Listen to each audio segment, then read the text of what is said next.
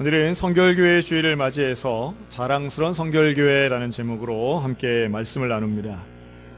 현대인들은 깨끗한 환경을 좋아합니다. 물론 예나 지금이나 정리정돈이 잘 되고 깨끗한 것 싫어할 사람은 없겠지요. 그런데 그 정도가 갈수록 더 구체화되고 또 정밀화되는 게 사실입니다. 청소기도 지금은 빗자루하고 걸레만 하시는 분들보다도 청소기가 막 진화를 해가지고 무슨 집먼지 진드기, 침구에 있는 걸 잡아주는 물걸레 스팀 청소기도 있고요.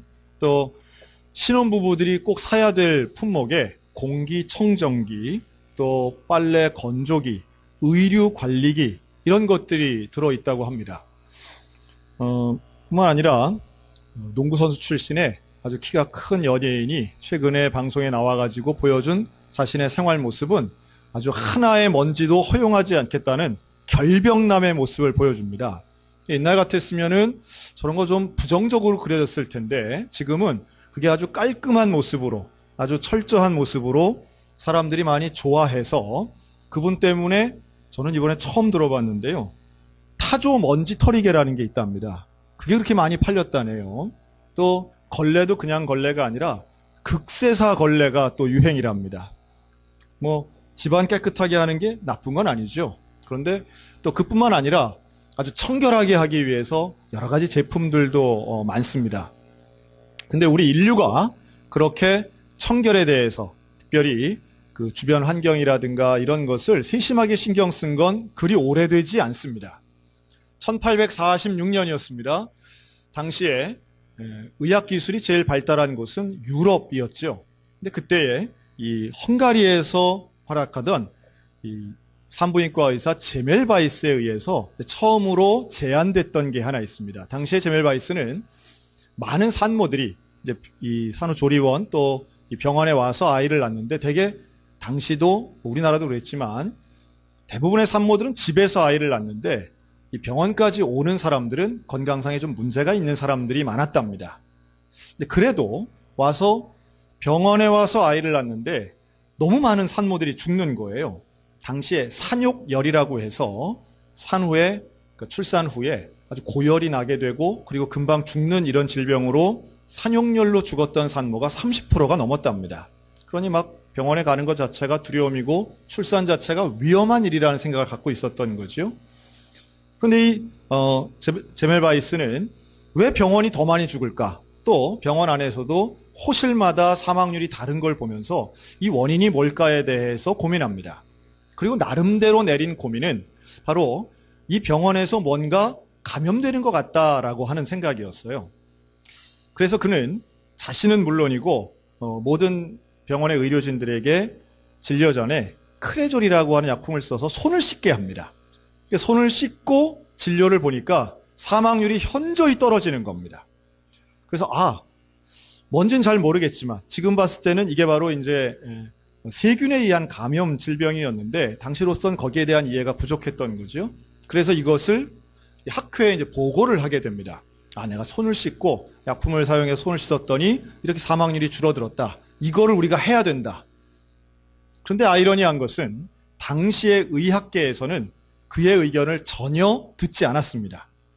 왜 그럴까요? 당시에 사람들이 썼던 경구 중에 이런 말이 있었습니다.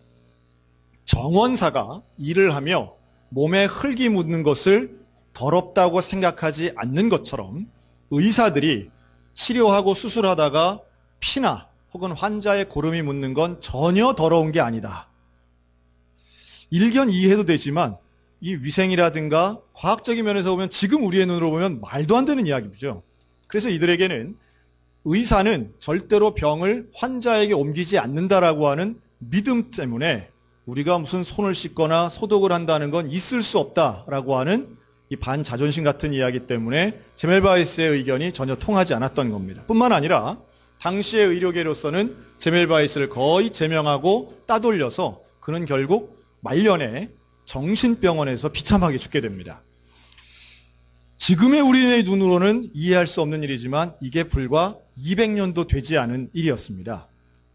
손 씻기는 가장 간편하고 가장 저렴하면서도 가장 효과 있는 질병 예방책인데 그걸 제일 처음으로 제안했던 사람은 당시의 사람들에게 호응받지 못했다는 거예요. 하물며 그런데 우리나라는 어땠겠습니까? 우리나라에서 손 씻기가 대중화된 건 정말 얼마 되지 않았습니다. 여기 와 계신 분들 중에 여러분 초등학생 때 화장실 갔다가 손 씻어 보신 분들 계십니까?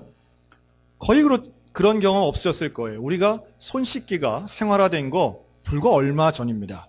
화장실은 물론이고 또 최근에는 물과 비누로만 손을 씻는 게 아니라 아예 손 소독제가 따로 있습니다. 이 신종플루 이후에는 열심히 손을 닦고요. 제가 이번에 처음 알았는데 10월 15일이 전 세계 손 씻기 날이더라고요. 그리고 지금은 필요 이상인 것처럼 보일 정도로 많은 사람들이 개인 위생에 신경 쓰고 있습니다. 뭐 나쁜 일 아니죠. 이렇게 청결하게 하는 것, 또 깨끗한 환경을 갖추는 것 분명히 중요하고 또 좋은 일이기도 합니다.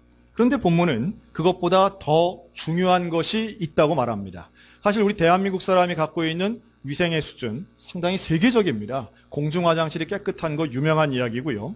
또 최근 들어서는 옛날에는 미국 그러면 우리보다 훨씬 위생적이고 깨끗한 어떤 그런 나라의 대명사처럼 불렸는데 지금은 영화나 드라마를 보면 뭐 미국 사람들이 일상인 분들이 많으니까요.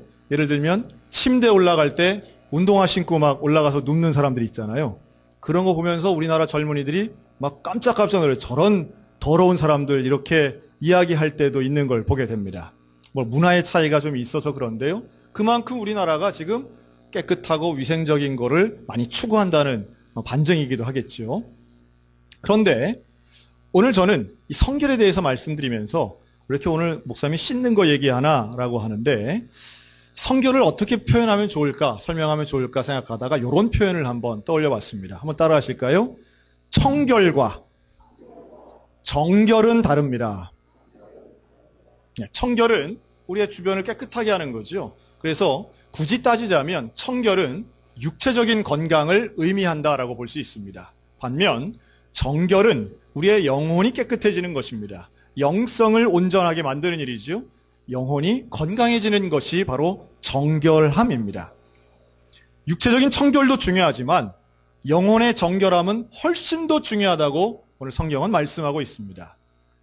이 청결과 정결 같이 있으면 좋겠는데 그렇지 않은 경우들도 분명히 있습니다. 요즘 대한민국 사람들이 여행을 갈 때에 이제 어떤 숙소를 정하거나 아니면 음식점을 정할 때의 기준도 청결로 많이 정한다고 그러죠.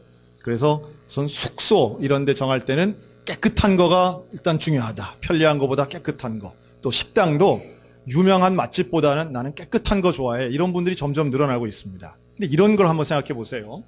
최고급 호텔이라고 한번 생각을 해보면 그 최고급 호텔의 시트나 방 컨디션이나 이것이 가장 완벽하게 깨끗하고 아주 청결하게 되어 있는데 그 호텔에서 이루어지는 것은 거기에 투숙한 사람들이 하는 게 만약 음란한 문화다 이렇게 생각하면 그 방은 청결할 수는 있어도 정결하지는 않다라고 말할 수 있다는 겁니다.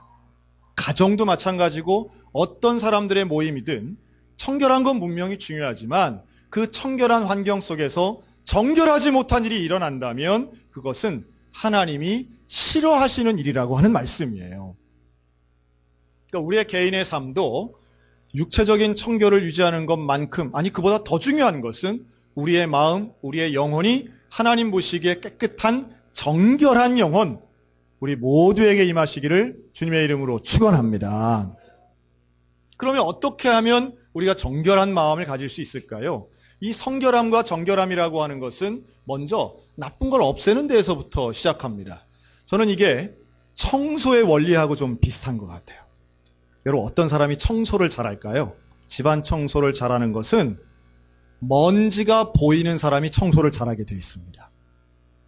그러면 반대로 보면 먼지가 안 보이면 청소를 잘할 수가 없어요. 그래서 중학생 아들이 청소를 안 하는 겁니다. 이게 안 하는 게 아니라 못 하는 거예요.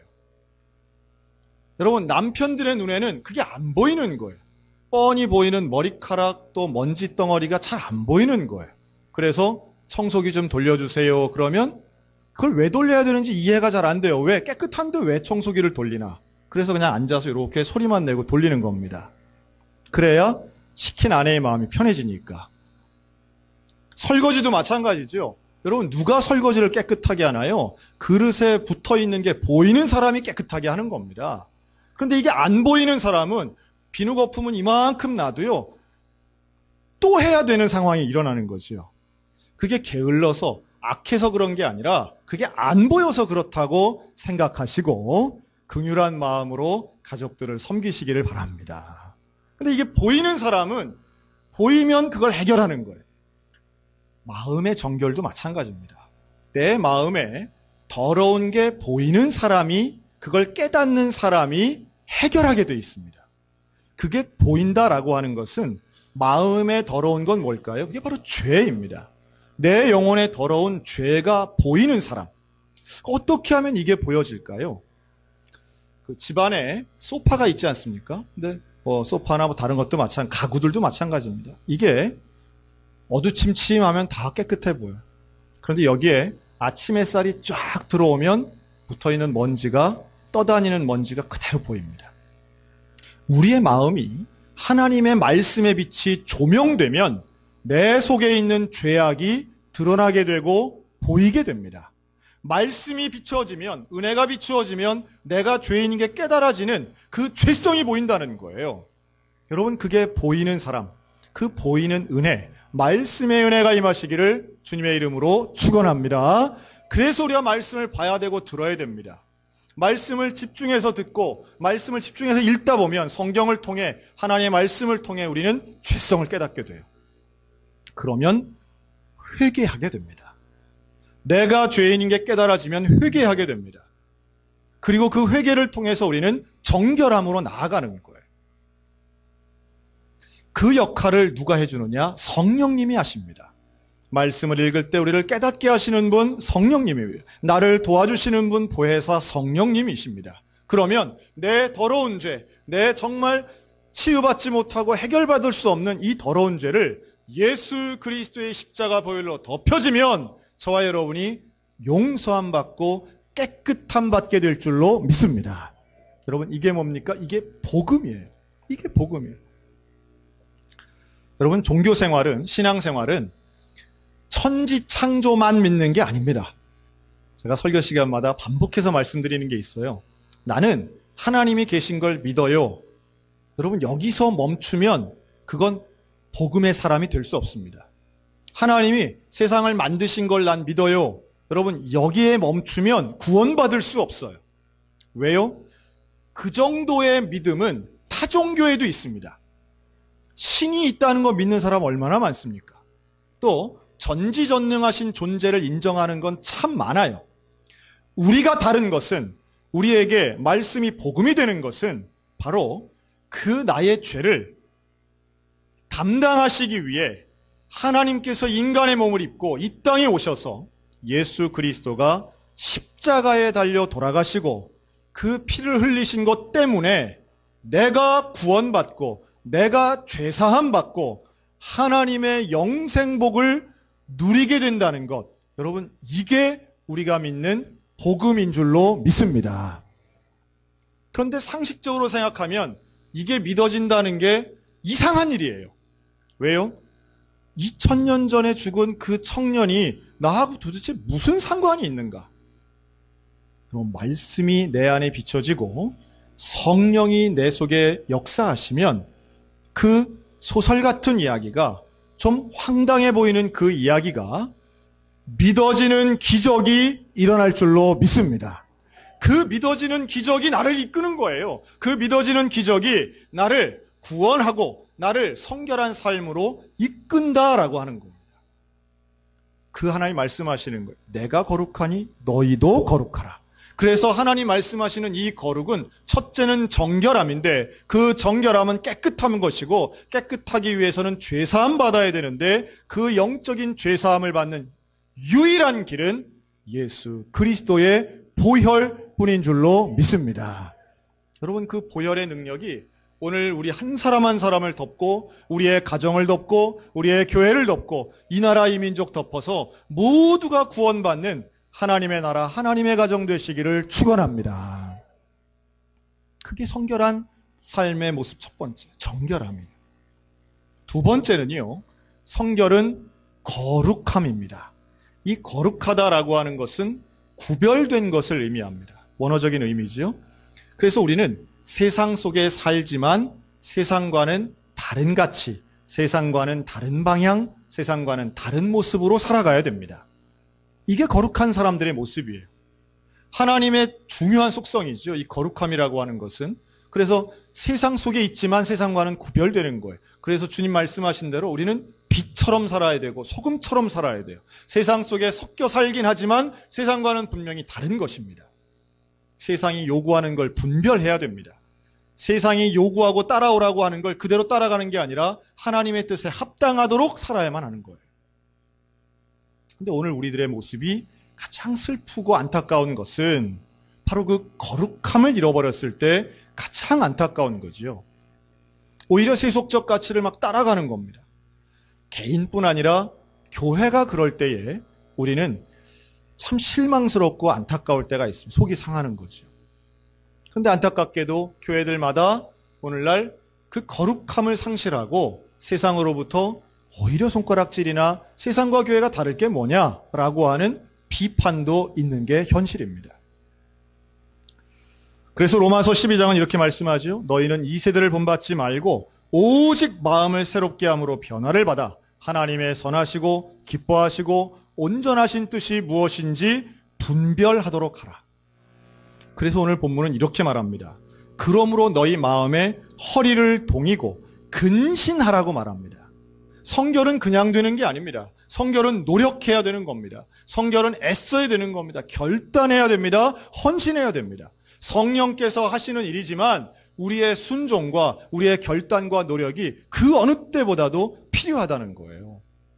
여러분, 성결하기 위해 결단하시기 바랍니다. 거룩한 삶을 살기 위해 최선의 노력을 하시기 바랍니다. 세상에 그냥 따라가거나 흘러가는 것이 아니라고 그게 아니라고 결단하고 스스로를 다짐하고 그리고 하나님의 말씀 따라 사는 끝없는 자기갱신이 있을 때에 우리는 성결함의 은혜, 거룩함의 열매를 맛보게 될 줄로 믿습니다. 우리 주님 명령하시는 거예요. 내가 거룩하니 너희도 거룩하라.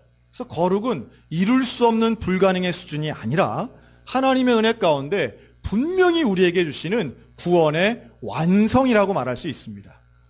그래서 웨슬레는 이러한 성화와 성결의 단계를 그리스도인의 완전이라고까지 말합니다. 그 완전은 하나님이 가장 원하시는 일이고 우리가 이 땅 가운데에서 이루고자 하는 최종의 목표라고 하는 거예요. 성결한 삶은 단순한 윤리적인 삶이 아니라 하나님을 닮아가는 것이고 하나님이 가장 원하시는 삶이고 우리 가운데 성령이 충만한 상태를 의미하는 것입니다. 생각도 말도 행동도 하나님이 원하시는 거룩한 말, 거룩한 생각, 거룩한 삶을 살아가는 거예요. 우리 모두가 원하는 것 아니겠습니까? 간절히 원하고 열심으로 근신하여 거룩한 삶, 성결한 삶을 사는 우리 모두가 다 되시기를 주님의 이름으로 축복합니다. 여기에 대해 오늘 본문은 또 하나의 중요한 표현을 하는데요. 그게 바로 순종하는 자녀 같다라고 하는 거예요. 순종하는 자녀. 14절에 나오는 말씀이죠. 이 말은 전에는 내가 하나님을 알지 못할 때는, 예수님을 알지 못할 때는 너희의 사욕을 따라서 살았지만 이제는 하나님 앞에 순종하는 자녀처럼 거룩함을 원하며 살아라 라고 하는 말씀이에요.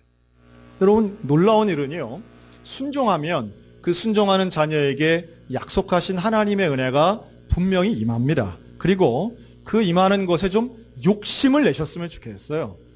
왜 이렇게 다른 건 욕심내면서 거룩한 것, 하나님의 은혜 받는 것에는 무심하신지 모르겠어요. 거룩한 것, 은혜 받는 것, 여러분 이런 거에 좀 욕심을 가지고 하나님 앞에 간구하고 매달리고 또 시키는 것 순종하는, 그래서 하나님 주시는 놀라운 은혜를 가정 가운데 개인 가운데 누리셨으면 좋겠습니다. 오늘은 우리 교단이 지키는 성결교회 주일입니다.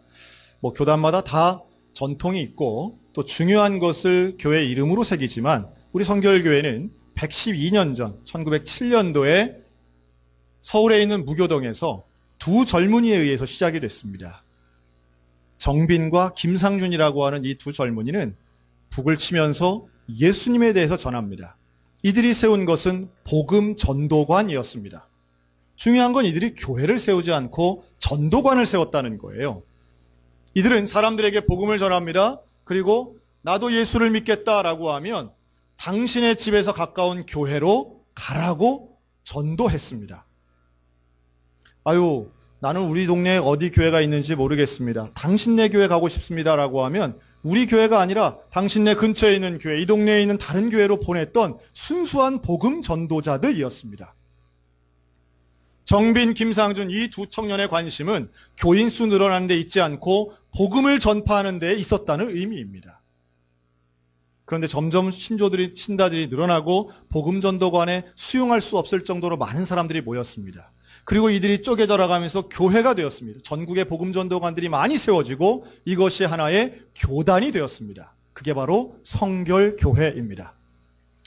외국인 선교사에 의해서가 아니라 민족 자생교단이라고 하는 자부심이 우리에게는 있습니다.